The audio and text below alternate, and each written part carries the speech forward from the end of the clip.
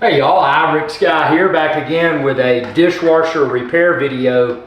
And within this video, we're going to be replacing this part. This is the new part, and you can expand this video's description and then click the link there to find where to order it online. This is the part for my particular dishwasher model, but you can find similar parts potentially for your dishwasher model as well. So this is brand new.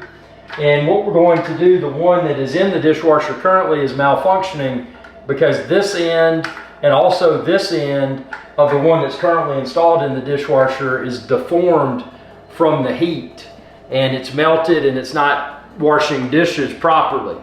So we're going to install this one in its place. So let's bring the camera closer here, and I'm going to show you step by step up close how to remove the existing component that looks like this that's in there that's melted and not functional, and install this brand new one that I've got in my hand. So let's bring the camera over here and I'm going to show you how it's done. Okay, so the first thing I want you to show, and this I want you to notice, this is the new one. See that little spinning piece? It's kind of disc shaped. It's also on the one that's malfunctioned. So you're going to put your fingers on it. So let's go into the one that we're replacing. So put your fingers on that bottom disc, and then with the fingers on the bottom disc, twist to the left, counterclockwise, and that'll release it. So again, I put my fingers on that, and then I twisted to the left, which is counterclockwise. You can see this one's all jacked up, all janky and nasty. It's melted there, it's melted here, it's melted there. This is not properly washing dishes, so we're gonna discard, throw that junk away, and we're going to put in the brand new one. Now to put in the brand new one, all you do is, again, put your fingers on that disc, position it over the hole, and then twist to the right, which is clockwise. So that's all I had to do.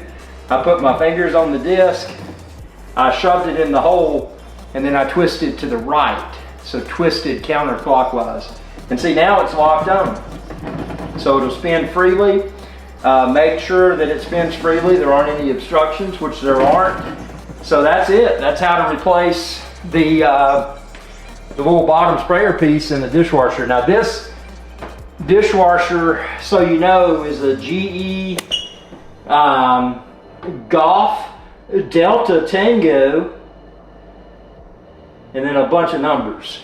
So it's a GE, and I'll check the link within this video's description to find the full model number, and I'll post the part like I used for mine that I just installed within the link within this video's description.